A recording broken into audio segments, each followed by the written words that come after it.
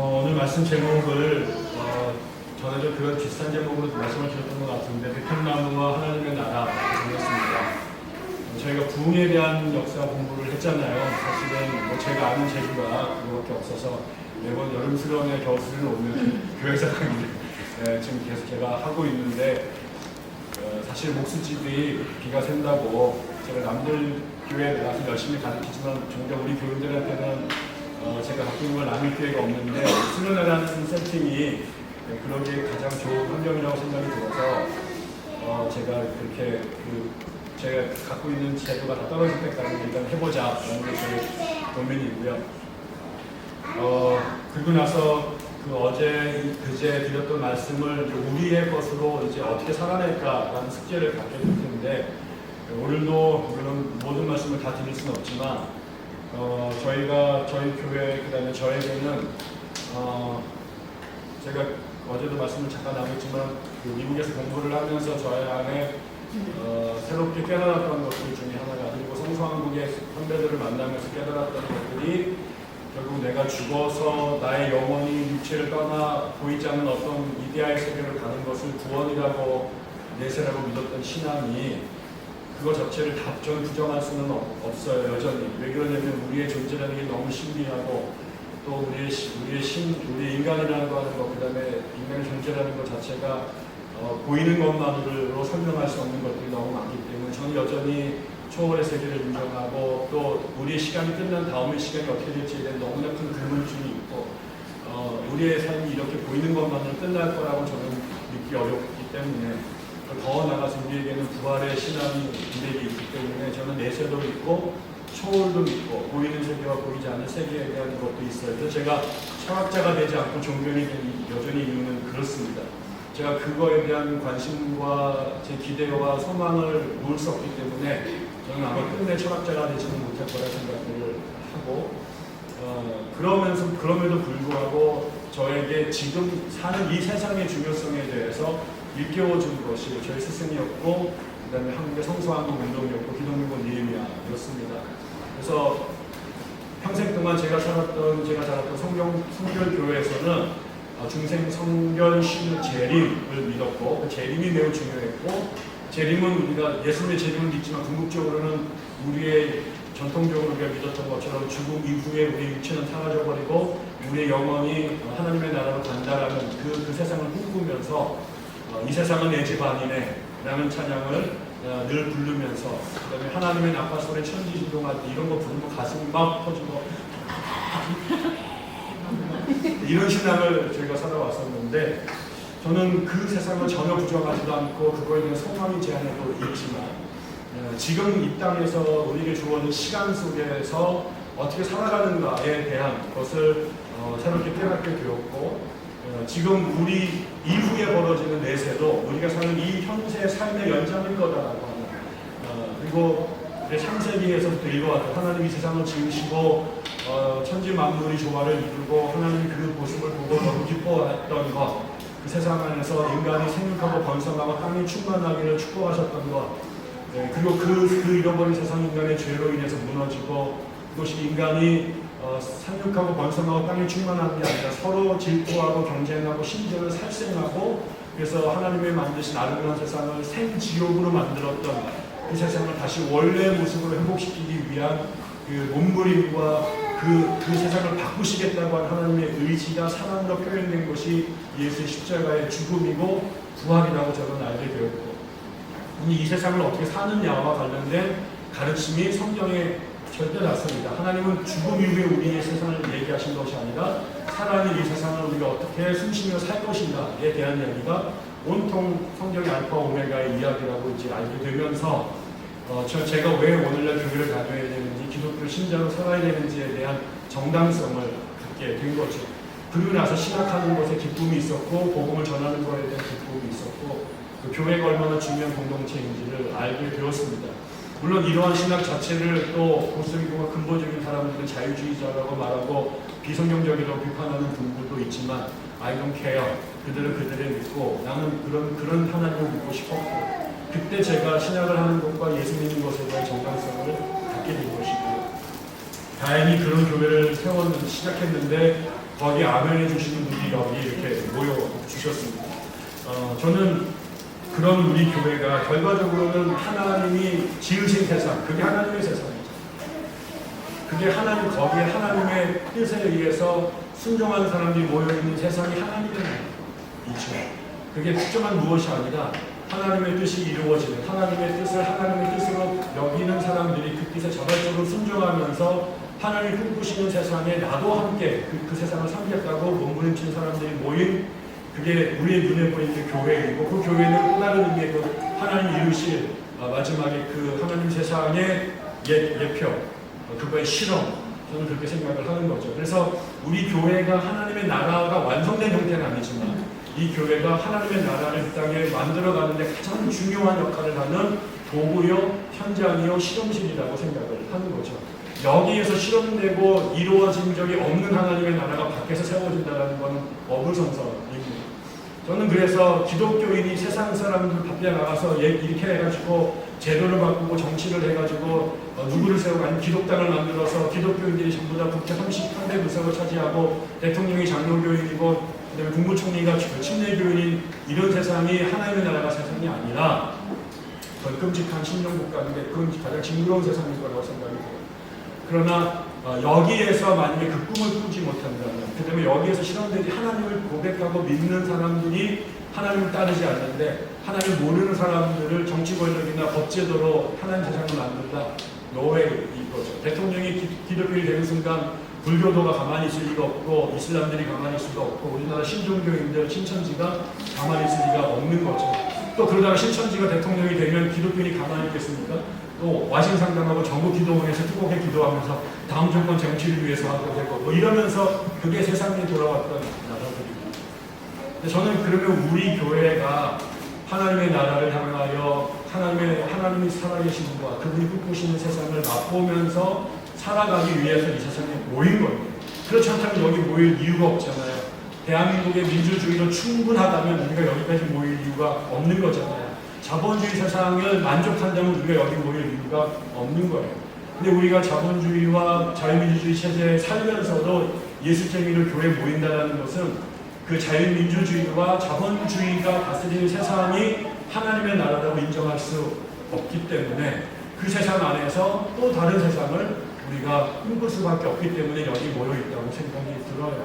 그래서 하나님의 나라는 자유민주주의와 동일시될 수 없어요. 하나님의 나라는 자본주의와 동일시될 수가 없는 거죠. 우리는 결국 그 자본주의 세상, 그 다음에 자유민주주의 세상 한복판에서 하나님의 나라가 그 정치제도와 그 다음에 그 경제체제 안으로 하나님의 나라가 확장되기를 원하는 그런 의미에서 어떤 의미에서의 반군 세력이라고 할 수 있고 어떤 의미에서는 또 새로운 저항 콘트라 군대라고 생각할 수 있다고 생각이 들어요. 그러면 우리가 어떻게 하나님의 나라에 가까운 교회로 살 수 있을까 하는 것이 저는 저에게는 이사야 11장 1절부터 9절까지 말씀이 그 꿈을 꾸게 만든 구절이었습니다. 제가 오늘부터 숙제를 내주는데 여러분 가운데 이사야서 11장 1절부터 9절까지를 다 외워서 제 앞에서 암송하시면 제가 쓴 책을 3권입니다. 개인적으로 찾아오셔서 제가 어제 우리가 성경 66권 외우는 걸 보니까 가능하겠더라고요. 그래서 정말 저도 제가 여러 번 도전했다가 못 외웠는데 저도 오늘 내려가는 길부터 다음 주까지 제가 이걸 감상하도록 하겠습니다. 여러분이 우리가 에스겔서에 나오는 우리 교회의 사명 선언문이 적혀져 있는데 그것과 더불어서 저는 이 땅에서 하나님의 나라를 꿈꾸는 사람들이 품어야 될 이야기와 비전이 이사야서 11장 1절부터 9절까지 있다고 생각이 들어요. 그래서 그 나라를 꿈꾸는 의지의 결단의 표현으로 이걸 감동하신 분에게는 제가 특별한 상을 주도록 하겠습니다. 그래서 다 오면 제가 다 드리겠습니다. 제 집을 팔아서 내가 돈 벌어가지고 다 줄 테니까. 저는 우리가 이 하나님의 나라를 이루어가는데 몇 가지 기억해야 될 것이 있다고 생각하는데 간단하게 말씀을 드리고 싶어요. 오늘 11장 1절 2절 말씀을 보면 이새 줄기에서 한 싹이 나며 그 뿌리에서 한 가지가 자라서 열매를 맺는다. 주님의 영이 그에게 내려오십니다. 지혜와 총명의 영, 모략과 권능의 영, 지식과 주님을 경외하게 하는 영이 그에게 내려오십니다. 여기에서 그가 많은 사람들은 메시아 예수를 상징한다고 생각하기도 하고 그렇지만 저는 우리 모두가 왕같은 제사장의 거룩한 나라여 하나님의 나라라고 베드로가 고백했다면 또 전에도 말씀드렸지만 그리스도라고 하는 이 기름 부음 받은 사람이라고 말한다면 우리 모두가 성령의 기름을 받은 사람이 우리가 예수 그리스도와 동일하진 않지만 그 예수 그리스도와 동일한 유전적 요소를 갖고 있는 존재이고 본질이 같은 사람이라고 생각이 드는 거죠. 우리가 예수의 제자가 된다는 것은 예수랑 똑같은 사람의 이미테이션이 되려고 하는 것이고 예수처럼 살기를 예수를 닮기를 원하는 것이라면 저는 이게 만약에 메시아를 향해서 주신 예언의 말씀이라면 저는 이것을 우리의 각자의 버전으로 이 말씀을 받아야 된다고 생각이 들어요. 근데 우리 그런 예수쟁이들이 모인 공동체가 교회인데 이게 하나님의 나라로 가는 첫걸음은 뭐예요? 하나님의 영이 우리 가운데 임재하는 거죠. 어제도 이사야서 61장을 말씀을 드렸는데 그 첫째는 뭐예요? 주의 영이 임하시면이에요. 초대교회가 세워지는 사도행전 2장의 말씀도 성령이 불의 혀가 갈라지는 것처럼 각 사람 머리 위에 임하면서 교회가 시작이 된 거죠. 이게 이승만이나 상위 임시정부 요원들이 모여서 정부를 만들거나 여운형이 건국위원회를 만들어서 국가를 만드는 건 대한민국이 있었지만 하나님의 나라는 사람들이 만드는 것이 아니라 그 대전제는 사람들 위에 하나님의 영이 임했느냐 안 했느냐가 제일 중요한 거죠. 하나님의 영이 임해서 통치하시는 곳이 하나님의 나라고 하나님의 영이 없으면 교회 아닌 거예요.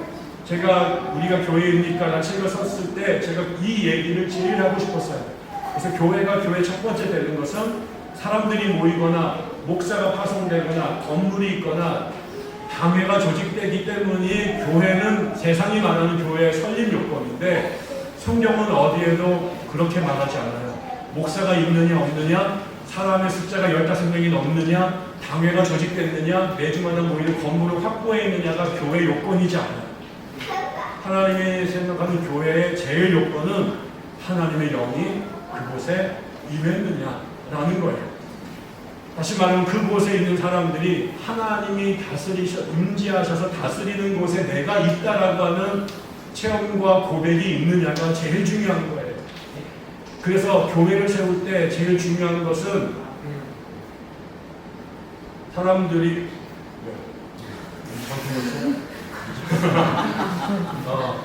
그러니까 예전에 지금은 교회를 개척하려고 그러면 제일 중요한 게 대형 교회를 무조건 가야 돼. 우리 교회 오면 개척 안 내보내줘요. 돈이 없기 때문에, 뛰어난 성도도 없기 때문에. 그러니까 일단 1000명이 넘는 교회 부목으로 가서 오야모 목사님한테 충성을 다해서 사랑과 이쁨을 받아야 돼요. 그러면 이제 너에게 개척을 허용하노라. 그러면 여기서 30명 데리고 나갈래, 50명 데리고 나갈래, 알짜배기는 떼놓고 이러면서 이제 이렇게 해서 내보내면서 그 다음에 건물 띄워주고 1년 동안 월급 얼마 줄게 이런 조건으로 분립 개척을 하죠. 그런데 그렇게 세운 교회들이 죽어요. 건물도 있고 사람도 있고 돈도 있는데 그 교회들이 죽어요. 근데 흥미로운 거는 우리 선배님들, 우리 아버지 세대의 교회를 개척한 사람들은 사람이 있었던 적이 없고 분립 개척이라는 개념 자체가 존재한 적이 없고요.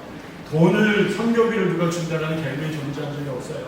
그때 제가 어릴 때 우리 목사님이 우리한테 늘 가르치셨던 것은 너희들이 교회를 개척하는 사람이 되려면 제일 먼저 목사 밑에 찾아가서 이 종처를 지내는 게 아니라 삼각산 기도원에 가야 돼요.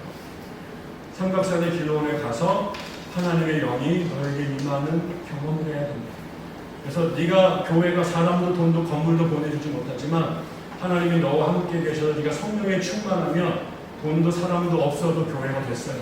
그래서 길바닥에다가 텐트를 치고 목사 내외가 군부를 떼면서 목회를 했는데 그 교회가 오늘의 영락교회가 되고 사랑의 교회가 되고 성령교회가 된 거예요. 그때는 돈 없고 사람 없었지만 하나님의 영이 있었는데 지금은 돈도 있고 사람도 있고 건물도 있는데 하나님의 영이 안 계셔요. 그러니까 그 사람들이 모인 교회가 확산이 나죠. 저희 교회가 그랬어요. 훌륭한 사람들, 좋은 시장의 사람들이 모였지만 그래서 열심히 우리가 갖고 있는 꿈을 키웠지만 교회가 수없이 박살났어요. 지나고 났더니 하나님의 영이 안 계시던 교회였으면 틀림이 없는 거죠. 하나님이 계셨다면 그렇게 깨질 수가 없고 그렇게 미워할 수가 없잖아요. 그래서 교회가 교회되게 하는 것에 제일 중요한 것은 여기에 하나님의 영이 운행하고 있다는 걸 우리가 경험을 할 수 있습니다.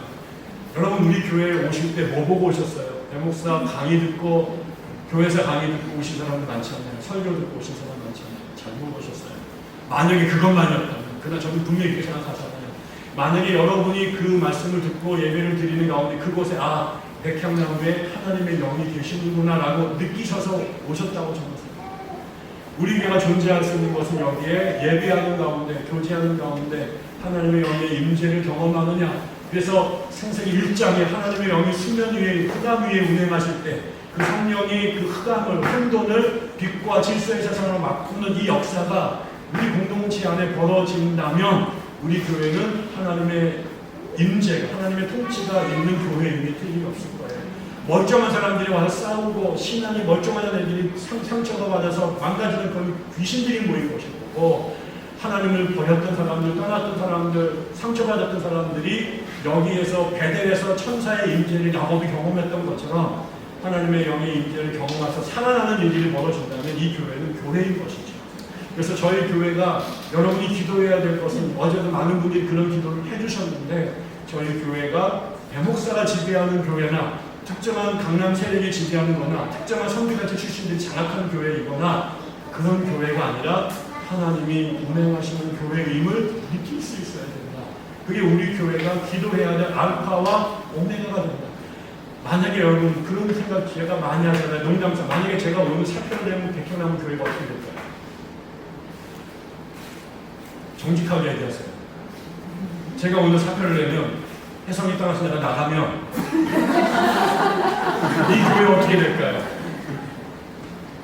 만약에 여기 하나님의 영이 없으면 교회는 망하겠죠.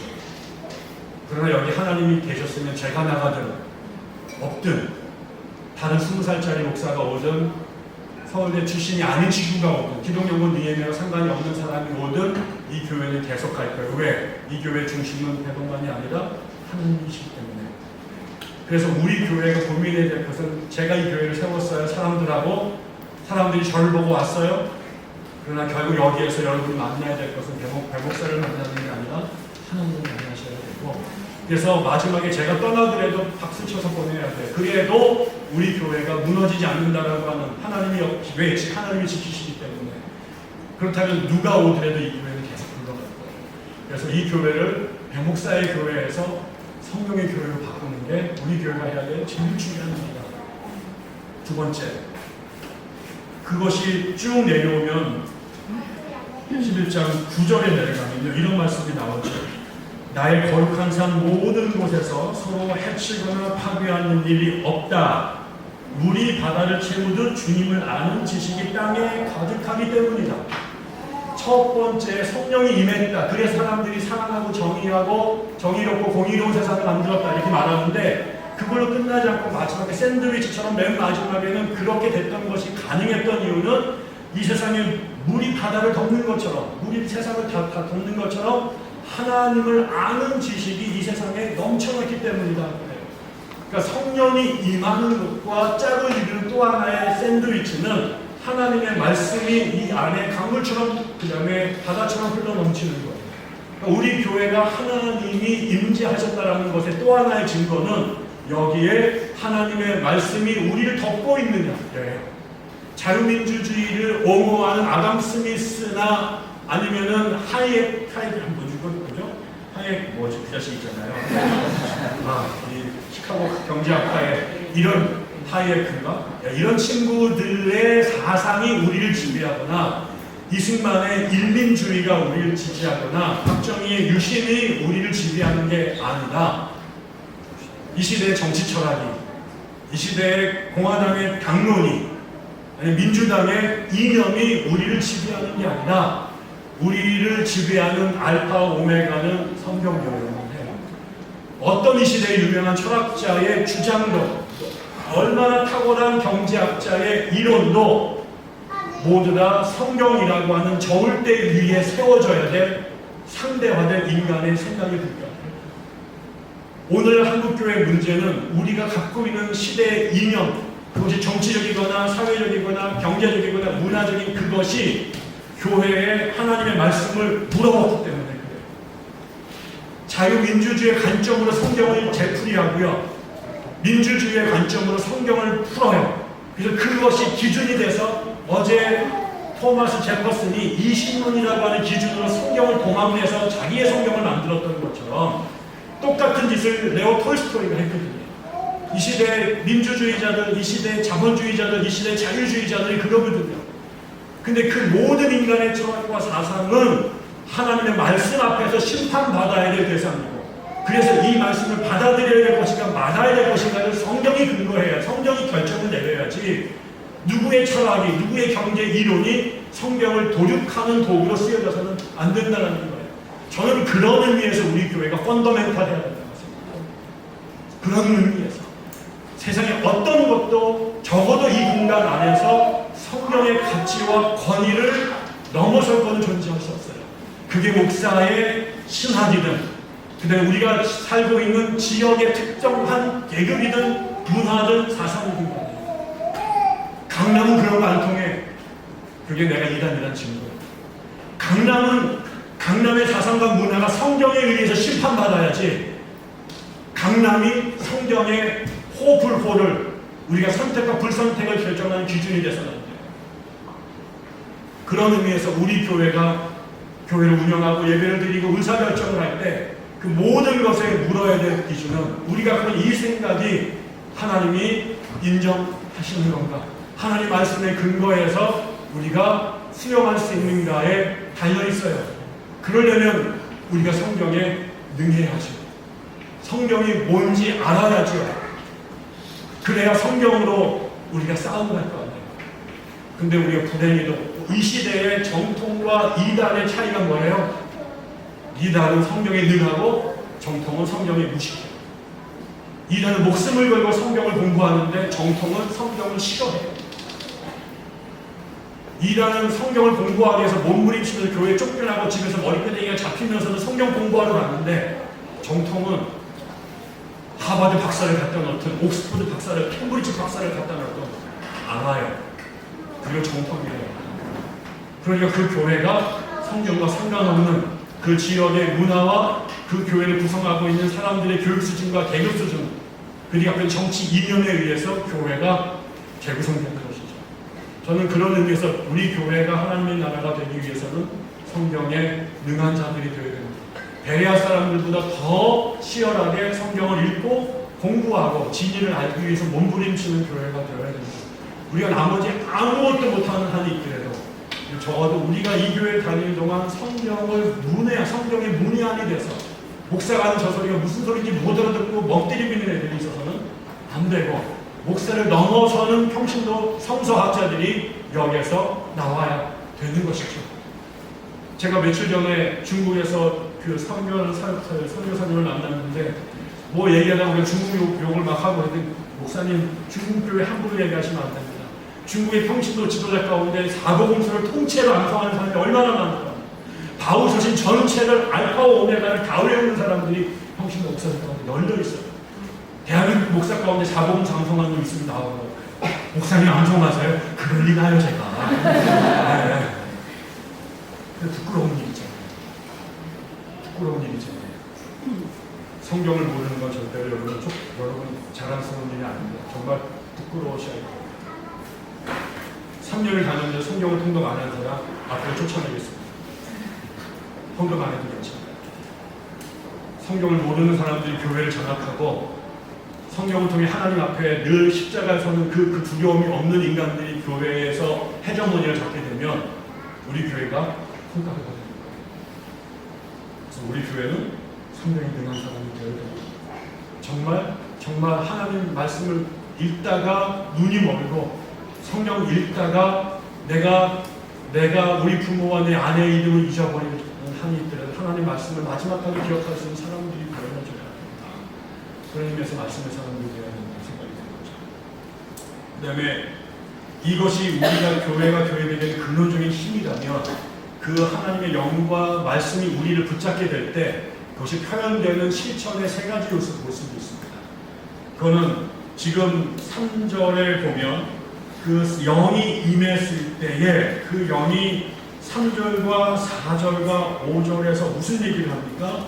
그는 주님을 경외하는 것을 즐거움으로 삼는다. 그는 눈에 보이는 대로만 재판하지 않으며 귀로 들리는 대로만 판결하지 않는다. 가난한 사람들을 공의로 재판하고 세상에서 억눌린 사람들을 바르게 논죄한다. 그가 하는 말은 몽둥이가 되어 잔인한 사람들을 치고 그가 내리치는 선고는 사악한 자를 사형에 처한다. 그는 정의로 허리를 동여매고 성실로 그의 몸에 띠를 섞는다. 공의, 유시파트와 체데카라고 하는 공의와 정의예요.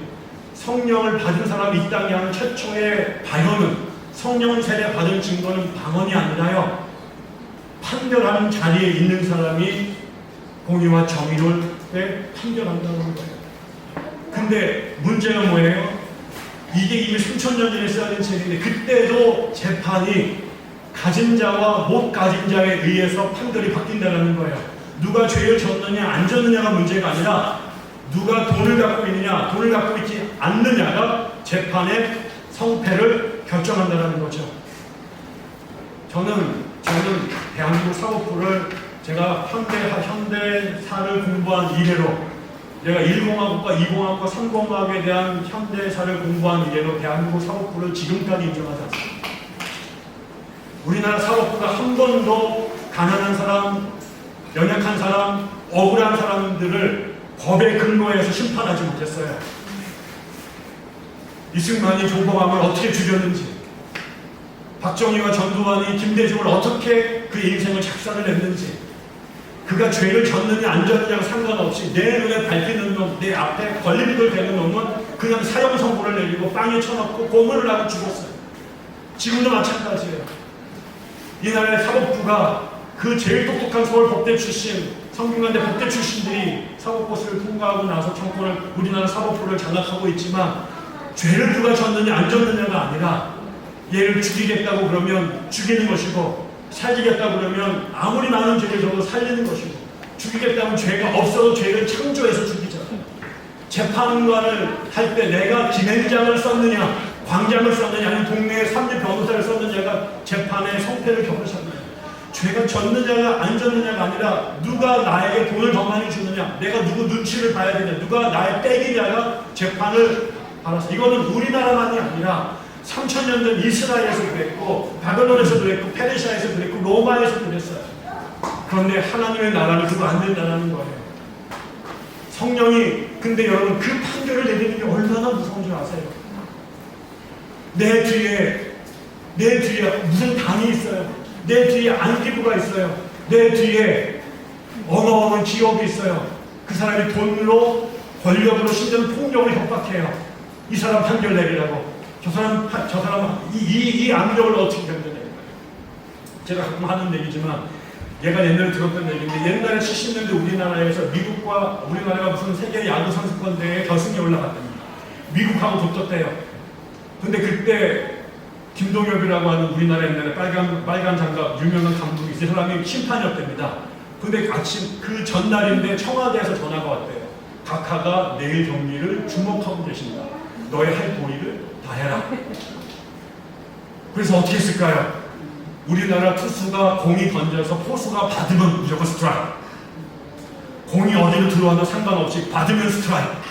근데 너무 그게 눈에 보일 정도로 노골 적으로 편파 판정을 해서 경기가 끝면 우리나라 야구 팬들이 야유를 보내서 안기부 직원들이 김동엽을 커버해가지고 밖으로 내보냈다는 거예요. 거기에서 볼이 나와요. 청와대가 각하가 보고 계시다. 내일 경기 치면 너 남영동이다. 이 얘기를 들었을 때 여기에 스트라이크를 스트라이크라고 말하고 볼을 볼이라고 말하는 게 얼마나 어서운지. 우리가 그게 이 거대 강력뿐만 아니라 우리의 작은 인간관계에서 특별히 힘없는 사람인데, 그 힘없는 사람에게 콩 대박 하나를 팔면서도 사기치지 않는 것이 얼마나 어려워요. 부자들에게는 공정하게 하지만 힘없는 자들에게 밥그릇과 숟가락을 뜯는 건 너무 쉬운 일이거든요. 근데 이 사람에게조차도 그 사람이 받아야 될 대접을 해주는 것 너무 큰 소자에게 물 한 그릇 빼주는 것, 그게 나에게 한 것이라고 하는 이 가르침이 하나님 나라의 가르침이에요. 근데 그 힘이 어디에서 오겠어요? 청와대와 안기부와 삼성의 그 힘 앞에서 스트라이크라고 노를 노라고 말하기 위해서는 뭐가요? 하나님의 영이 내 안에 없으면, 하나님의 내 말씀이 나를 붙잡지 않으면 절대로 이 손을 못 들어요. 그래서 성령이 임하시고 하나님 말씀을 듣는다라고 하는 증거는 바로 줘야 될 득방만큼 퍼주는 것인데, 특별히 나에게 저항하셔, 아니 내가 언제든지 누를 수 있는 그 약자들에게 그들이 받을 대접을 해주는 거예요. 이게 정의예요. 우리나라의 전두환이 쿠데타를 일으키고 정권을 탄출하고 우리나라 민주주의를 짓밟고 나서 내건 슬로건이 뭐예요? 정의사회 구현이었어요. 정의는 그런 인간들이 입에 놀리거나 그게 싸구려 슬로건이 아니에요. 그렇게 군바리들에 의해서 만들어지는 세상이 정의가 아니에요. 그거는 하나님의 영과 하나님의 말씀이 우리를 붙잡을 때 우리가 이뤄낼 수 있는 하나님 나라의 힘. 두 번째로는 거기에 5절, 6절, 7절에 보면 그때는 이리가 어린 양과 함께 살며 표범이 새끼 염소와 함께 누우며 송아지와 새끼 사자와 살찐 짐승이 함께 풀을 듣고 어린아이가 그것들을 이끌고 다닌다.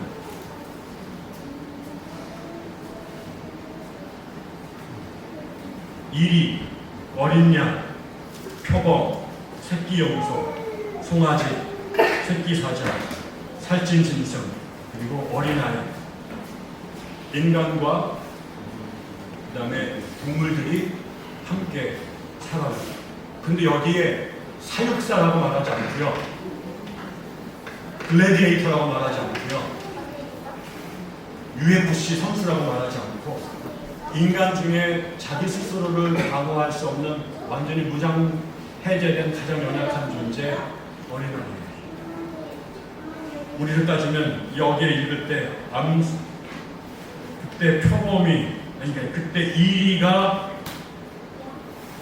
어린 양과 함께 살고 살찐 짐승이 함께 풀을 듣고 거기에 영설이와 유한이가 그것들을 이끌고 다닌다.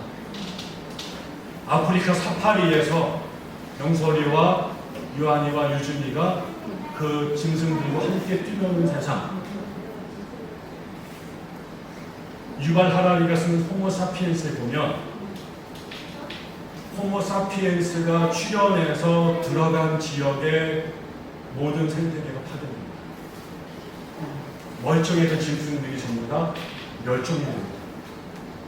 오늘 생태 기후를 만든 이 모든 죄는 사관을에 있습니다. 우리가 지나가다가 뱀을 만나면 깜짝 놀라잖아요. 뱀은 얼마나 덤비겠습니까? 우리가 모르지 않나요? 사람이 들어가는 곳에 문명이라는 이름으로 하나님이 주신 창조 세계를 파괴해 놓은 것. 그걸 문명이고 기술 발전이고 선진이라고 말했어요. 근데 그게 결과적으로는 내 옆에 눈에 거슬리는 사자와 어린 양과 살찐 송아지들을 다 제거해냈더니 걔네들 전부 다 우리 도시락의 반찬으로 전부 다 도륙해서 그렇게 만들어냈을 때 그것이 마지막에는 우리를 죽입니다. 저는 어려워요. 저는 돼지고기를 안 좋아하지만 돼지갈비 너무 좋아. 돼지고기 찌개 들어간 건 안 먹지만 돼지갈비 너무 좋아해요. 백숙 안 좋아하고 삼계탕 안 먹지만 통닭 너무 좋아해요. 근데 그렇게 하나님이 우리에게 돌보라고 줬던 것들을 우리가 먹는 단순한 생태계가 아니라 하림을 만들어서 닭장에 그 많은 알들을 집어넣어서 24시간 불을 짚어서 그 알이 알라는 기계로 만들어버리고